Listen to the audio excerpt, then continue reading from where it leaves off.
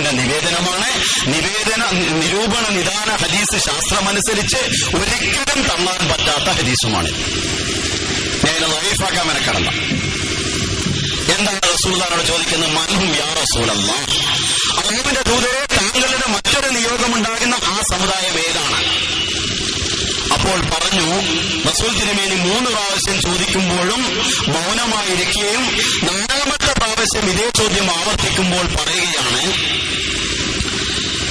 ലൗകാനൽ ഈമാനു മുഅല്ലഖൻ ഇൻദ സുറയ്യ ലനലഹു റിജാലൻ ഔ റജുലൻ മിൻ ഹൗലാ.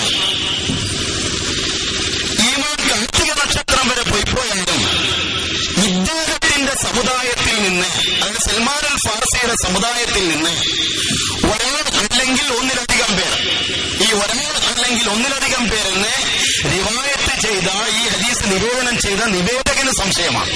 റസൂൽ തിരുമേനി ഒന്നേ പറഞ്ഞിട്ടുള്ളൂ, ഒരാൾ അല്ലെങ്കിൽ ഒന്നിലധികം പേർ അതിനെ ഈ ഭൂമുഖത്ത് കൊണ്ടുവരുന്നതാണ്. റസൂലുള്ളാഹി ഇദ്ദേഹം പറഞ്ഞ പോലെ ഖുർആനെയും ഈമാനെയും ഇവിടെ സ്ഥാപിക്കാൻ വേണ്ടി എന്താ ചെയ്യേണ്ടത്? അല്ലാഹുവിന്റെ മാർഗത്തിൽ ഹഖ് ജിഹാദ് ചെയ്താൽ മതി, വേറൊന്നും ചെയ്യേണ്ടതില്ല.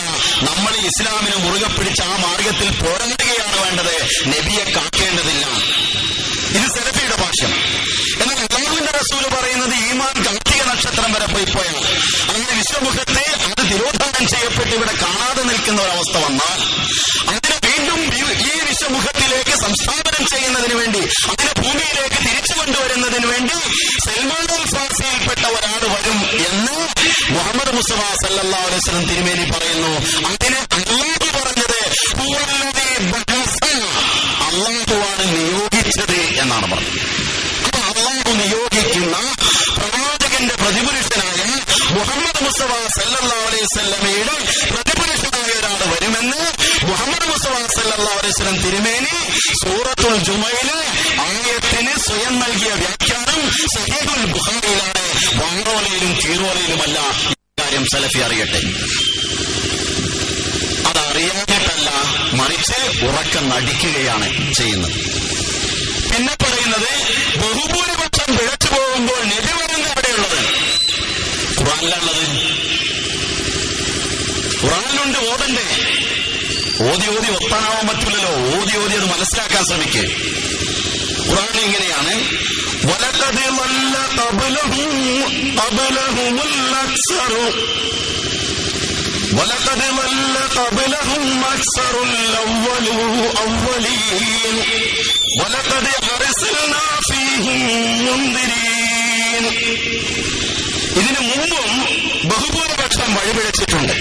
അപ്പോൾ നാം അവരിൽ താക്കീതുകാരായിട്ടുള്ള പ്രവാചകന്മാരെയാണ് അയച്ചത്. ഇത് അല്ലാഹുവിന്റെ സുന്നത്താണ്. ബഹുഭൂരിപക്ഷം വഴിപിഴക്കുമ്പോൾ അവിടെ അല്ലാഹു തന്റെ താക്കീതുകാരായി തന്റെ ദൂതരെ അയക്കുക എന്നുള്ളത് അല്ലാഹുവിന്റെ സുന്നത്താണ് എന്നാണ് പറഞ്ഞത്. ആ സുന്നത്തിനെ കുറിച്ച് ഖുർആൻ പറയുകയാണ്, ഫലൻ തജിദ ലിസുന്നത്തില്ലാഹി തബ്ദീല വലൻ തജിദ ലിസുന്നത്തില്ലാഹി തഹ്വീല. അല്ലാഹുവിന്റെ സുന്നത്തിൽ യാതൊരു വിധത്തിലുള്ള മാറ്റമോ യാതൊരു വിധത്തിലുള്ള ഒഴിവുകളോ നിങ്ങൾക്കൊരിക്കലും ദർശിക്കുവാൻ സാധ്യമല്ല. സൂറത്തുൽ ഫാത്തിർ 44-ാമത്തെ അധ്യായം. അപ്പൊ അല്ലാഹുവിന്റെ സുന്നത്താണ് ബഹുഭൂരിപക്ഷം പിഴക്കുമ്പോൾ അവിടെ ദൂതന്മാരെ നിയോഗിക്കുക എന്ന്. ആ സമയത്ത് പൂർവ്വകാലത്ത് നടന്ന ചില സംഭവങ്ങളെ എടുത്തുകൊണ്ട് അദ്ദേഹം പറയുകയാണ്, ഇന്ന സമയത്തൊരു നബിയുടെ ആവശ്യമുണ്ടായിരുന്നു, ഇന്ന സമയത്തൊരു നബിയുടെ ആവശ്യമുണ്ടായിരുന്നു, ഇന്ന സമയത്ത് നബിക്ക് വേണ്ടി പ്രാർത്ഥിച്ചു, എന്നിട്ട് പോലും നബി വന്നില്ല. അപ്പൊ എന്തിനാണ് മീർദാ സാഹിബ് അവസാന കാലത്ത് ഇപ്പൊ വന്നത്? ഇതിനേക്കാൾ ആവശ്യമുള്ള കാലമായിരുന്നില്ലേ എന്ന്. അത് സലഫിയുടെ പ്രസംഗം കേട്ട് മനസ്സിലാക്കാത്ത ആരെങ്കിലും ഉണ്ടെങ്കിൽ അത് സലഫി പറഞ്ഞ വാക്കുകൾ കൂടി അപ്രകാരം തന്നെ എഴുതിയ സുല്ലബിയുടെ നീലക്കിതാബുണ്ടെന്ന് അഹ്മദിയ്യ ജമാഅത്തിനെതിരിൽ പ്രസിദ്ധീകരിച്ച സുല്ലബിയുടെ അബ്ദുസ്സലാം സുല്ലമിയുടെ ഒരു നീല പുസ്തകമുണ്ട്. അതിലുള്ള പേജുകളാണ് ഞാൻ ഈ പറിച്ച് എന്റെ കയ്യിൽ വെച്ചിട്ടുള്ളത്. അതിൽ സലഫി പറഞ്ഞ ഈ ആവശ്യങ്ങളൊക്കെ അതേപോലെ തന്നെ ആ പറഞ്ഞ വാക്കുകൾ അങ്ങനെ തന്നെ ഉണ്ട്. ഒന്നുകൂടി പറഞ്ഞാൽ ഈ പുസ്തകത്തിന്റെ ബൈഹാത്ത് പരിശോധനയാണ് സലഫി നടത്തിയത്. അപ്പൊ അവിടെ വായിച്ചാൽ നിങ്ങൾക്ക് ആ കാര്യങ്ങൾ കാണാൻ എന്തൊക്കെ ആവശ്യങ്ങളാണ് ഉന്നയിച്ചിട്ടുള്ളത്. ഇവിടെ സുല്ലമി എന്ന മുജാഹിദ് പ്രസ്ഥാനത്തിലകത്ത് കുഴപ്പങ്ങൾ ഉണ്ടാക്കിയ വ്യക്തിയാണെങ്കിലും കാദിയാനിസത്തിനെതിരെ പ്രസംഗിക്കുവാൻ നല്ല ഒരു പാഠം സലഫി കാണിച്ചു എന്നതിൽ എനിക്ക് സന്തോഷമുണ്ട്. സുല്ലമി അവരാൾ തന്നെ ആയിരുന്നു, നമുക്ക് അതിൽ പ്രശ്നമൊന്നുമില്ല. സുല്ലമി പറഞ്ഞാലും കാര്യം തന്നെയാണ് നമ്മൾ എടുക്കണം. കാര്യം ഉണ്ടോ അല്ലേ എന്നുള്ളതാണ് നോക്കേണ്ടത്. സുല്ലമിയുടെ തെരഞ്ഞെടുത്ത നുണകൾ എന്ന് പറഞ്ഞ് പ്രസിദ്ധീകരിച്ചിട്ടുണ്ട്. ഇപ്പൊ കഴിഞ്ഞ 2 ആഴ്ച മുമ്പ് ഒരു പുസ്തകം, ഞാൻ മിനിയാന്നാണ് അത് വാങ്ങിയത്. അങ്ങനെ തെരഞ്ഞെടുത്ത നുണകളിൽ ഇതുകൂടി കൂട്ടണമെന്നാണ് എനിക്ക് അപേക്ഷിക്കാനുള്ളത്. ഇനി ഇദ്ദേഹത്തിന്റെ ഈ വാക്കുകളിൽ നബി തിരുമേനി സല്ലല്ലാഹു അലൈഹി വസല്ലം എന്താണ് പറഞ്ഞത്? ഹദീസുകൾ, കള്ള ഹദീസുകൾ ഉണ്ടാകുമ്പോൾ ഉടനെ നബി വരുമെന്ന് റസൂൽ തിരുമേനി പറഞ്ഞിട്ടുണ്ടോ? ഉണ്ടെങ്കിൽ എന്തായാലും വന്നിരിക്കണം. കള്ള ഹദീസുകൾ വന്ന സമയത്ത് എന്തുകൊണ്ട് നബി വന്നില്ല എന്ന് സലഫി ചോദിച്ചാൽ അല്ലാഹുവിന്റെ റസൂൽ പറയാത്തത് കൊണ്ട് വന്നില്ല. റസൂൽ പറഞ്ഞേ ഇവിടെ വരുള്ളൂ. 7 മണിക്ക് എന്തുകൊണ്ട് വണ്ടി വന്നില്ല? റെയിൽവേ അത് പറഞ്ഞിട്ടില്ല, അതുകൊണ്ട് വരുന്നില്ല. മറ്റൊന്ന്, മദ്ഹബുകൾ തമ്മിൽ പ്രശ്നങ്ങൾ ഉണ്ടായപ്പോൾ എന്തുകൊണ്ട് നബി വന്നില്ല? അല്ലാഹുവിന്റെ റസൂൽ പറഞ്ഞിട്ടില്ല. മദ്ഹബുകൾ പ്രശ്നങ്ങൾ ഉണ്ടാകുമ്പോൾ ഇവിടെ നബി വരുമെന്ന് ഖുർആനിലും പറഞ്ഞിട്ടില്ല. വരേണ്ടതല്ല നബി. ഇപ്പോഴും വരേണ്ടതല്ല എന്ന് വിചാരിക്കുന്ന ആൾക്ക് അന്നെന്തിനാ നബി? ഇപ്പോഴും വരേണ്ടതില്ല എന്ന് ഉറച്ചു വിശ്വസിച്ച് ആയത്തോറുന്ന ആൾക്ക് അന്നെന്തിനാ നബി? സാങ്കല്പികമായി അന്ന് വന്നുകൂടി. സാങ്കല്പിക നബിയല്ല, അല്ലാഹുവും അവന്റെ റസൂലും പറഞ്ഞ നബിയാണ് മുഹമ്മദ് മുസ്തഫ സല്ലല്ലാഹു അലൈഹി വസല്ലം ഉമ്മത്തിൽ വരേണ്ടത്. തഫ്സീർ ഗ്രന്ഥങ്ങൾ പലവിധത്തിലുള്ള കുഴപ്പങ്ങൾ ഉണ്ടാക്കി ഒരു നല്ല തഫ്സീറായിരുന്ന ഒരു നബി അന്നയക്കണ്ടേ. ഇങ്ങനെ ഓരോന്നോരോന്ന് പറഞ്ഞ കാര്യങ്ങളിലേക്ക് കഴിവിന്റെ, സമയത്തിന്റെ പരിമിതിയെ പരിഗണിച്ചുകൊണ്ട് നമുക്ക് കടക്കാം. ഒരു സഹായിയെ ആവശ്യമുള്ള കാലഘട്ടമായിരുന്നു യഥാർത്ഥത്തിൽ നബി സല്ലല്ലാഹു അലൈഹി വസല്ലം ജീവിച്ചിരുന്ന കാലഘട്ടം. നബിതങ്ങൾ ജീവിച്ചിരുന്ന കാലഘട്ടമാണ് ഞാൻ പറയുന്നത്. മീർസ വന്ന കാലഘട്ടത്തെ പ്രവാചക നിയോഗത്തിന് ആവശ്യമുള്ള കാലഘട്ടമായിരുന്നു അത്. അഷ്റഫുൽ ഖൽഖ് തന്നെ ജീവിച്ചിരുന്ന കാലഘട്ടം. മാത്രമല്ല നബിതങ്ങൾ തനിക്ക് ഒരു സഹായിയെ വേണമെന്ന് അള്ളാഹുവിനോട് ദുആ ചെയ്യുകയും ചെയ്തിരുന്നു.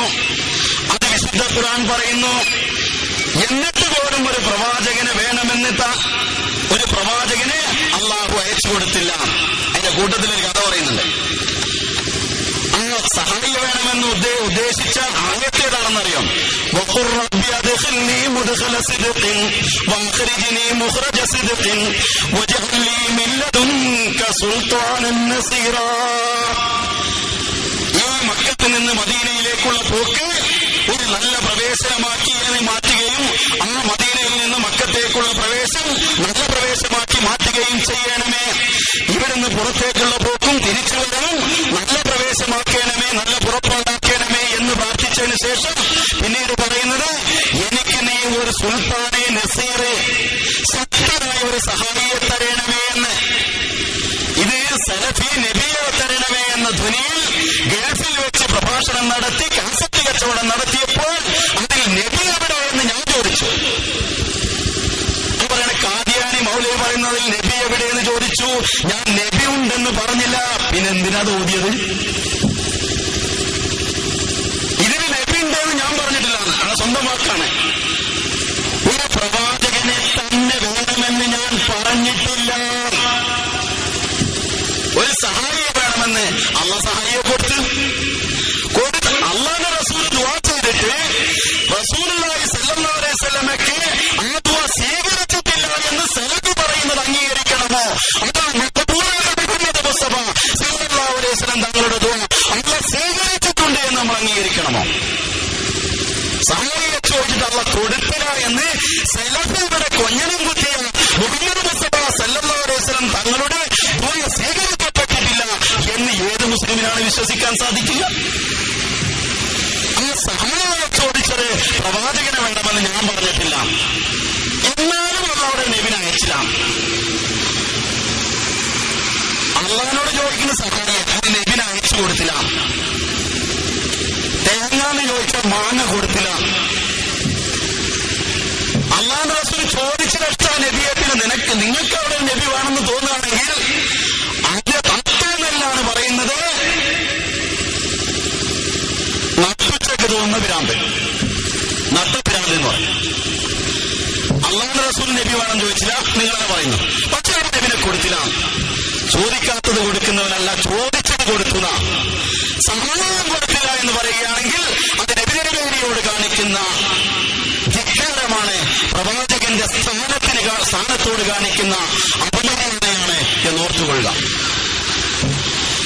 അതിനുശേഷം പറയാം, അപ്പൊ നബിനെ എന്നിട്ട് മിർസ സാഹിബ് എന്തേ നബിയായത്?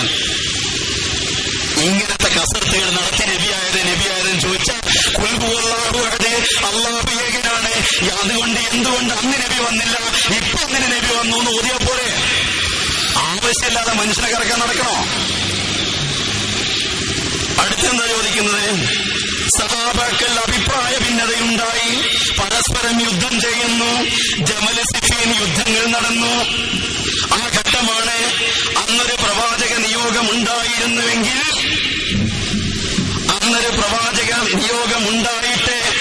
അവരുടെ ഭിന്നത തീർത്തിട്ട് മുസ്ലിം സമുദായത്തിൽ ഐക്യമുണ്ടാക്കിയിരുന്നുവെങ്കിൽ ലോകമെങ്ങും ഇന്ന് ഇസ്ലാമിന്റെ കൊടിക്ക് കീഴിലായിരുന്നുവെന്നതിൽ ആർക്കാണ് സംശയമുള്ളത്? അങ്ങനെ കൊടിക്കീഴിലായിരിക്കുമെന്ന് ഒരു ജൂതൻ പോലും പറഞ്ഞിട്ടുണ്ട് എന്ന് സുല്ലമി പറഞ്ഞു. ആ വാക്ക് മാത്രം മാറ്റി ആർക്കാണ് സംശയമുള്ളത് എന്ന് സലഫി ചോദിച്ചു എന്ന് മാത്രം. ബുക്കിൽ ഇത്രയേ ഉള്ളൂ, അന്നൊരു ജൂതൻ കൂടി പറഞ്ഞിട്ടുണ്ട്. അതിന് മാറ്റിയിട്ട് ആർക്കാണ് സംശയമുള്ളത് എന്നൊരു ചെറിയ വാക്കിൽ മാറ്റം വരുത്തി. ഒരു പ്രവാചകൻ ഉണ്ടായിരുന്നുവെങ്കിൽ അന്ന് നിയോഗിക്കപ്പെടുമായിരുന്നില്ലേ എന്നാ ചോദിക്കുന്നത്. എന്നാൽ എന്റെ സഹോദര, സുല്ലമിയുടെ കടമെടുത്ത് വായിക്കുമ്പോൾ ഖുർആനെതിരാണ് വായിക്കുന്നത് എന്ന് താങ്കൾ മനസ്സിലാക്കണം. സഹാബത്ത് എത്ര ഭിന്നപ്പുണ്ടായാലും എത്ര പ്രശ്നങ്ങളുണ്ടായാലും ആ സഹാബത്തിനെ കുറിച്ച് വിശുദ്ധ ഖുർആൻ എന്തു പറഞ്ഞു എന്നാണ് നോക്കേണ്ടത്. വിശുദ്ധ ഖുർആൻ പറയുന്നു, ജമൽ സിഫീൻ യുദ്ധങ്ങളുടെ കാരണങ്ങളും അതിൽ സഹാബത്തിന്റെ പങ്കെന്തായിരുന്നുവെന്നും മുസ്ലിങ്ങളല്ലാത്തവരുടെ പങ്കെന്തായിരുന്നുവെന്നും മുനാഫിഖുകളുടെ പങ്കെന്തായിരുന്നുവെന്നും വ്യക്തമായി മനസ്സിലാക്കണമെങ്കിൽ ആ ചരിത്രത്തിന്റെ സംഭവവികാസങ്ങൾ എടുത്തു പറഞ്ഞ് ഓരോരോ കാര്യങ്ങൾ വിശകലനം ചെയ്യേണ്ടതുണ്ട്. ചുരുങ്ങിയ പക്ഷം ഇസ്ലാമിൽ ഭിന്നപ്പിന്റെ തുടക്കം എന്ന പേരിൽ, ഇസ്ലാമിൽ ഇസ്തിലാഫാത്ത് ആകാശ് എന്ന പേരിൽ അഹ്മദിയ ജമാഅത്തിന്റെ രണ്ടാമത്തെ ഖലീഫ എഴുതിയ ഗ്രന്ഥം വായിച്ചാൽ സഹാബത്തിനതിൽ പങ്കുണ്ടായിരുന്നില്ല എന്ന് സുവ്യക്തമാകും എന്ന് മാത്രം ഞാൻ ഒറ്റവാക്കിൽ പറയട്ടെ. കാരണം സഹാബത്തിനെ കുറിച്ച് ഖുർആൻ പറഞ്ഞത് ഇങ്ങനെയാണ്: ഉലൈക കതബ ഫീ ഖുലൂബിഹിമുൽ ഈമാൻ വഅയ്യദഹും ബിറൂഹിൻ മിൻഹു വയുദ്ഖിലുഹും ഫീ ജന്നാത്തിൻ തജ്രി മിൻ തഹ്തിഹൽ അൻഹാറു ഫീഹാ റളിയല്ലാഹു അൻഹു വറദൂ അൻഹു ഉലൈക ഹിസ്ബുല്ലാഹ് അലാ ഇന്ന ഹിസ്ബല്ലാഹി ഹുമുൽ ഗാലിബൂൻ. അവരുടെ ഹൃദയങ്ങളിൽ അല്ലാഹു ഈമാൻ എഴുതി വെച്ചിട്ടുണ്ട്. അവർ കുഴപ്പക്കാരാകുമ്പോൾ ഈ ഖുർആനിന്റെ വചനം അവിടെ ഉണ്ട്. ഈ ആയത്ത് മനസ്സിലായോ? ആ കുഴപ്പങ്ങളുടെ വിശദവിവരണങ്ങളിലേക്ക് പോകുമ്പോൾ സഹാബത്തിനല്ലതിൽ പങ്ക് മുനാഫിക്കുകൾക്കും ഇസ്ലാമിന്റെ ദാറുകൾക്കുമാണെന്ന് സ്ഥാപിക്കുവാൻ ഞാൻ തയ്യാറാണ്. സഹാബത്തിനതിൽ പങ്കുണ്ടെന്ന് തെളിയിക്കുവാൻ സാധ്യതയെന്ന് പിന്നെ ഞാൻ പറയുകയാണ്. സഹാബത്തിനെ കുറിച്ച് അല്ല പറഞ്ഞത് അവരുടെ ഹൃദയങ്ങളിൽ അല്ലാഹു ഈമാൻ എഴുതി വെച്ചിട്ടുണ്ട് എന്നാണ്. അവരെ അല്ലാഹു സഹായിച്ചിട്ടുണ്ട്.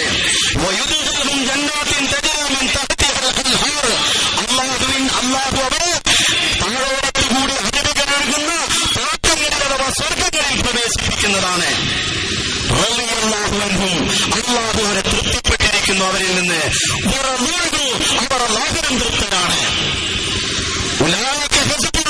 ഇതാണ് അല്ലാഹുവിന്റെ വിഭാഗം. അല്ലാഹുവിന്റെ വിഭാഗം തന്നെയാണ് ലോകത്ത് വിഭജിക്കുന്നത് എന്നല്ല പറഞ്ഞ വിഭാഗം. തമ്മിലടിച്ച് ഇസ്ലാം എന്നേക്കുന്ന അവസ്ഥയിലല്ല ലോകത്തെല്ലാം വിജയിക്കാതിരിക്കുന്നതിന് കാരണം സഹാബത്താണെന്ന് പറയുമ്പോൾ മുഹമ്മദ് നബിയുടെ പ്രാർത്ഥന സ്വീകരിച്ചിട്ടില്ല എന്ന് പറഞ്ഞ് മുഹമ്മദ് നബിക്കെതിരെ കൊടിയുയർത്തുന്നത് പോലെ സഹാബത്തിനെതിരെയുള്ള കൊടിയുയർത്തുകയാണത് എന്ന് യാതൊരു സംശയവുമില്ലാതെ ഖുർആന്റെ അടിസ്ഥാനത്തിൽ പറയാൻ സാധിക്കും.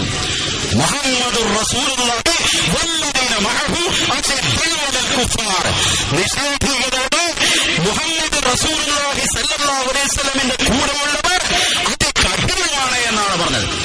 ഷദീദ് എന്ന പദം അറബിയിൽ പറയുന്നത് കല്ലും ചില്ലുമെടുത്ത് ചില്ല് കല്ലിലിട്ടാലും കല്ല് ചില്ലിലിട്ടാലും ചില്ലോട് പറ്റുക, അതിൽ ഷദീദ് കല്ലാണ്. അതേപോലെയാണ് മുഹമ്മദ് നബിയുടെ അനുയായികളെന്ന് വിശുദ്ധ ഖുർആൻ പറഞ്ഞത്. വായിച്ചുകൊണ്ട് ആ ഖുർആന്റെ വിരുദ്ധമായ ഒരു പ്രസ്താവനയും നടത്തി അന്നെന്തുകൊണ്ട് നബി വരുന്നില്ല എന്ന് ചോദിച്ചാൽ ഖുർആൻ വിരുദ്ധ പ്രസ്താവനകൾക്ക് നബി വരുമെന്ന് പറയാൻ ഖുർആൻ അനുകൂലമായ ഒരു പ്രസ്താവന കൊണ്ട് സാധ്യമല്ല എന്നതിന് തെളിവാണത്. ഖുർആൻ ഇല്ലാത്തൊരു കാര്യം പറഞ്ഞ് അന്നെന്ത് നബി കൊണ്ട് വന്നില്ല എന്ന് ചോദിക്കേണ്ടി വന്നത്. തന്റെ ദുർഗതി താൻ സ്വയം വിളിച്ചു പറയുകയാണ് ചെയ്യുന്നത്. പറയുകയാണ് ചരിത്ര ദശാസന്ധികൾ പലതും വന്നു. ചരിത്രത്തിൽ പല ദശാസന്ധികൾ വന്നു. വ്യാജഹദീസുകൾ കെട്ടിപ്പടക്കുന്ന കാലഘട്ടം. ആ കാലഘട്ടത്തിൽ ഉലൂമുൽ റിജാലും ഉസൂലുൽ ഹദീസും വ്യാജ ഹദീസുകളിൽ നിന്ന് സഹീഹായ ഹദീസുകളെ വേർതിരിക്കുന്നതിന് വേണ്ടി അങ്ങനെ ഒരു ഗവേഷണ ശാഖ തന്നെ കണ്ടുപിടിച്ചു. വ്യാജ ഹദീസുകൾ വേർതിരിക്കുന്നതിന് വേണ്ടി ഉസൂലുൽ ഹദീസ് കണ്ടുപിടിക്കുകയും അങ്ങനെ വ്യാജ ഹദീസുകൾ വേർതിരിക്കപ്പെടുകയും ചെയ്തു. അന്നൊരു നബി വന്നിട്ട് ഈ ഹദീസുകളെല്ലാം ശരി, ഈ ഹദീസുകളെല്ലാം ശരിയല്ല എന്ന് പറഞ്ഞാൽ പോരെന്നാ ചോദിക്കണം. ഓരോ മുജദ്ദിദുകളെ അയച്ചുകൊണ്ട് ഈ ദീനിന്റെ നവമായ രൂപം അവർ മുഖേന ഇവിടെ വെളിപ്പെടുത്തിക്കൊണ്ടിരിക്കും. മുജാഹിദുകളുടെ തലതൊട്ടപ്പനും അനിഷേധ്യനുമായ നേതാവായ നവാബ് സിദ്ദീഖ് ഹസൻ ഖാൻ സാഹിബ് ഭോപ്പാലവി കിറാമയിൽ ഈ ഹദീസ് ഉദ്ധരിച്ചുകൊണ്ട് 13 നൂറ്റാണ്ടുകളിൽ വന്ന മുജദ്ദിദീങ്ങൾ ഇന്ന ആളായിരുന്നുവെന്ന് ഇന്ന വ്യക്തികളായിരുന്നുവെന്ന് അവരുടെ കാലങ്ങൾ ഉദ്ധരിച്ച് രേഖപ്പെടുത്തിയിട്ടുണ്ട്. മുജദ്ദിദ് കിറാമ വേണമെങ്കിൽ ഞങ്ങളുടെ കയ്യിലുണ്ട്. അതിനുശേഷം 16-ാം നൂറ്റാണ്ടിൽ വരുന്ന മുജദ്ദിദ് 16-ാം നൂറ്റാണ്ടിൽ മഹ്ദി വരുമെന്നും പറഞ്ഞിട്ടുണ്ട്, മസീഹ് വരുമെന്നും പറഞ്ഞിട്ടുണ്ട്. മഹ്ദിയും മസീഹും ഒരാളാണെന്നുള്ള വാദവുമുണ്ട്, രണ്ടും രണ്ടാണെന്ന വാദവുമുണ്ട്.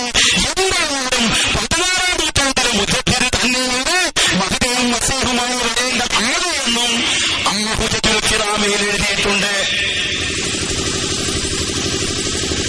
അപ്പോൾ ആ മുജദ്ദിദീങ്ങളാണ് ഈ കാലഘട്ടത്തിൽ ഈ കാര്യങ്ങൾ നടത്തേണ്ടത് എന്ന് പറയുകയും അത് പ്രസിദ്ധീകരിക്കുകയും അത് പ്രസംഗിക്കുകയും ചെയ്യുന്ന ആളുകൾ ഇപ്പോൾ എന്താണ് പറയുന്നത്?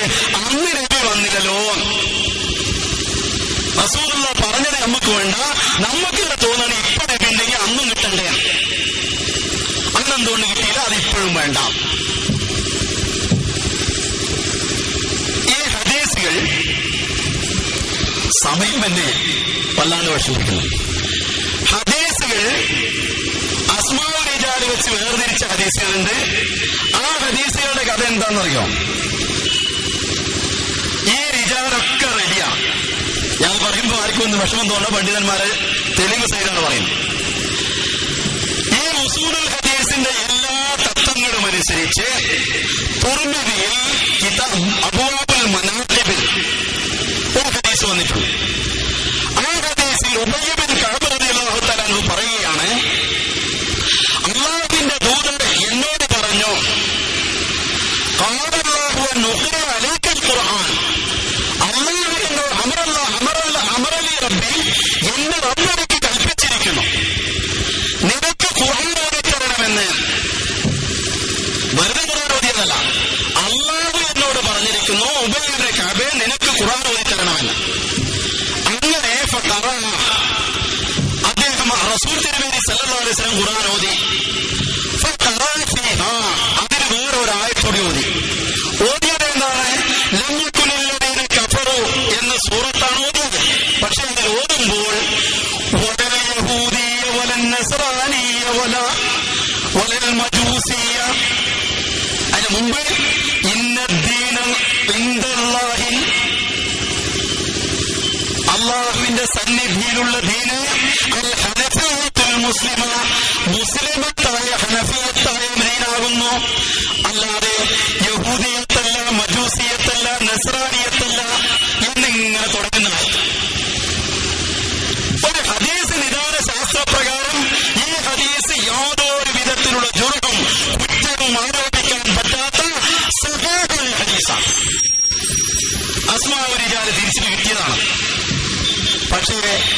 കുറിച്ച് ഖുർആനിൽ നോക്കിയാൽ ആയത്തുണ്ടോ? അപ്പൊ അസ്മാഉൽ റിജാലിന്റെ കഥ ഇതാണ്. ഇതുണ്ടാക്കാൻ നബി വരില്ല, സാമാന്യ ബോധം വേണം. ഇനി അസ്മാഉൽ റിജാൽ പ്രകാരം ഹദീസ് ലൈഫ്, ഈ ഹദീസ് സഹീഹ് എന്ന് പറഞ്ഞു. അസ്മാഉൽ റിജാലിൽ പറയുന്ന ആളുകൾ ലൈഫാണ് എന്ന് ഒരാൾ പറയുന്നു, മീസാനുൽ ഇഅ്തിദാലുകാരൻ. അതേ സമയത്ത് തഹ്ദീബുത്തഹ്ദീബുകാരൻ പറയുന്നത് അത് സഹീഹാണ്. കുടുങ്ങിയില്ല നമ്മള്. അങ്ങനെയുള്ള ചവറുകളോ അതല്ലെങ്കിൽ ആ വിധത്തിലുള്ള അടിസ്ഥാനരഹിതങ്ങളായ കാര്യങ്ങളോ പറയാനെന്തുകൊണ്ട് നബി വന്നില്ല എന്നാണ് ചോദിക്കുന്നത്. അത് നിങ്ങൾ മുജാഹിദില്ലേ? പിന്നെന്തിനാ നബി ഇത് പറയാൻ? അഹ്ലുൽ ഹദീസ് കക്ഷിയുണ്ടല്ലോ അവിടെ. അതുകൊണ്ടാണ് കക്ഷി പ്രതികക്ഷികളായി അമീബ പിരിയും പോലെ പിരിയുന്നത്. ജിന്നുണ്ടോ ടോർച്ചടിച്ച് പള്ളിക്കാട്ട് കൂടി തരികയാണ്. പിശാചിന് സേവയുണ്ടോ? സിഹർ നടക്കുവോ? ബുക്കെഴുതാണ് അങ്ങോട്ടും ഇങ്ങോട്ടും. എന്ത് ഈ കിതാബുകൾ ഉദ്ധരിച്ചുകൊണ്ട്. അത് സലഫി മദ്ഹബാണോ ഗൾഫ് സലഫിയാണോ തർക്കാണ്. അതിന് നബി വരാറില്ല. ആ തർക്കം തീർക്കാൻ നബി വരും. അത് വന്നിട്ടുണ്ട്. അടുത്തത്